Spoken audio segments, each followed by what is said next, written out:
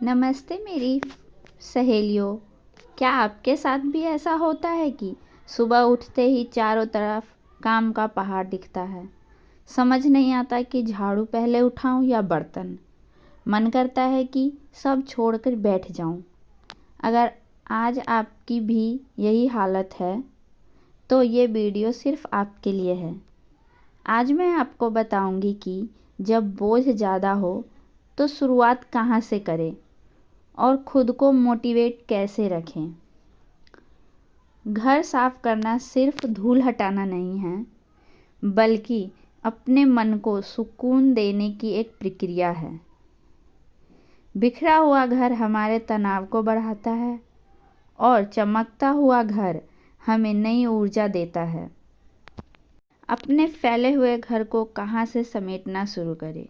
मेरी बहनों, जब काम बहुत ज़्यादा हो तो मेरी ये 3 बातें याद रखना। फर्स्ट, सबसे पहले बेड सेट करना। जैसे ही आपका बिस्तर साफ हो जाता है, आधा कमरा अपने आप साफ लगने लगता है। सेकंड पॉइंट, म्यूज़िक का सहारा लें। अपनी पसंद का कोई भजन या गाना लगा लें। काम कब ख़त्म होगा पता भी नहीं चलेगा। थर्ड पॉइंट, सिर्फ एक कोना पकड़े। पूरे घर का मत सोचिए, बस ये सोचिए कि अभी मुझे सिर्फ ये एक अलमारी या ये एक टेबल साफ करनी है। मुझे एक छोटी सी कहानी याद आ रही है। एक महिला थी जो हमेशा परेशान रहती थी कि घर कभी साफ नहीं होता। एक दिन उसके गुरु ने उसे एक सुंदर गुलाब का फूल दिया। उस महिला ने उस फूल को एक टेबल पर रखा। अब फूल इतना सुंदर था कि उसे धूल वाली टेबल पर अच्छा नहीं लग रही थी।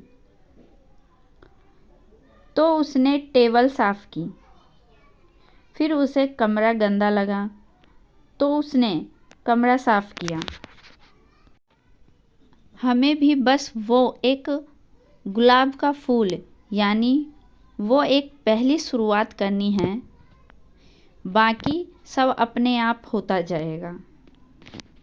वैसे आप मुझे कमेंट में सच सच बताइए कि आपको घर के कामों में सबसे ज़्यादा चिढ़ किस काम से आती है?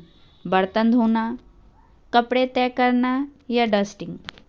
मैं आपके कमेंट का इंतज़ार करूँगी। सफाई से मिलने वाली ज़िंदगी की 10 सीख। फर्स्ट, शुरुआत हमेशा कठिन होता है। जैसे सफाई शुरू करने से पहले फैला हुआ सामान देखकर डर लगता है, वैसे ही ज़िंदगी में कोई भी नया काम शुरू करना मुश्किल लगता है, पर एक बार कदम बढ़ा दिया तो रास्ता अपने आप बन जाता है। सेकंड, एक बार में एक ही कदम। आप पूरा घर एक साथ साफ नहीं कर सकती, आपको एक कोना पकड़ना होता है। ज़िंदगी में भी जब बहुत सारी परेशानी हो तो सबका बोझ मत उठाइए, बस एक समस्या को सुलझाने पर ध्यान दीजिए। थर्ड, पुरानी और बेकार चीज़ों को छोड़ना। सफाई में हम वो कचरा बाहर फेंक देते हैं जिसकी ज़रूरत नहीं, वैसे ही ज़िंदगी में पुरानी कड़वी यादें और नेगेटिव लोगों को बाहर निकालना ज़रूरी है ताकि नई खुशियों के लिए जगह बने। फोर्थ पॉइंट, धैर्य का फल मीठा होता है। सफाई में समय और मेहनत लगती है, तुरंत जादू नहीं होता। ज़िंदगी भी हमें यही सिखाती है कि बड़ी सफलता रातों रात नहीं मिलती, उसके लिए रोज़ थोड़ा थोड़ा काम करना पड़ता है। फोर्थ पॉइंट, नज़रिया बदले, बोझ नहीं लगेगा। अगर आप सफाई को सज़ा समझेंगी तो थक जाएंगी, पर अगर इसे अपने परिवार की सेवा समझेंगी तो खुशी होगी। ज़िंदगी में भी सब कुछ हमारे नज़रिए पर निर्भर करता है। 6th पॉइंट, गंदगी छिपती नहीं, उसे साफ ही करना पड़ता है। कचरे को सोफे के नीचे छिपा देने से घर साफ नहीं होता, बदबू आती ही है। वैसे ही अपनी गलतियों या डर को छिपाने के बजाय उनका सामना करके उन्हें सुलझाना ही बेहतर है। 7th पॉइंट, स्वयं की कीमत पहचानना। जब घर चमकता है तो हमें अपनी मेहनत पे गर्व होता है। यह सिखाता है कि हम हाउसवाइफ कोई मामूली काम नहीं कर रही हैं, हम एक घर बना रही हैं। अपनी वैल्यू करना सीखें। 8th पॉइंट, साधन से ज़्यादा नीयत मायने रखती है। ज़रूरी नहीं कि सफाई के लिए महंगे वैक्यूम क्लीनर हो, एक साधारण झाड़ू भी घर चमका सकती है। वैसे ही ज़िंदगी जीने के लिए बहुत पैसों से ज़्यादा एक साफ नीयत और इच्छा शक्ति की ज़रूरत होती है। 9th पॉइंट, मदद मांगने में कोई बुराई नहीं। अगर काम बहुत ज़्यादा है तो बच्चे या पति की मदद लेने में हिचकिचाइए नहीं। ज़िंदगी की रेस में भी हमें अकेले सब कुछ करने की ज़रूरत नहीं है, अपनों का साथ लेना चाहिए।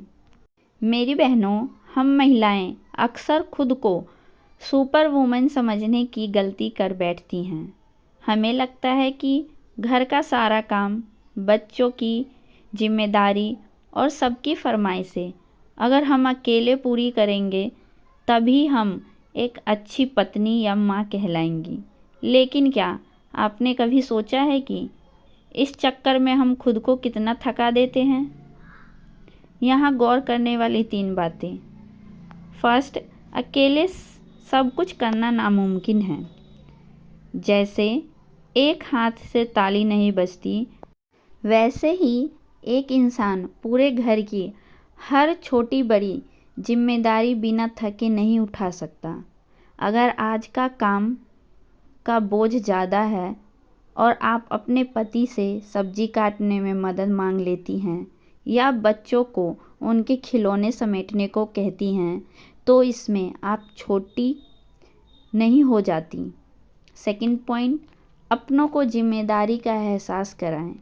जब आप मदद मांगती हैं तो आप परिवार की बाकी सदस्यों को भी ये सिखाती हैं कि ये घर सिर्फ आपका नहीं, उनका भी है।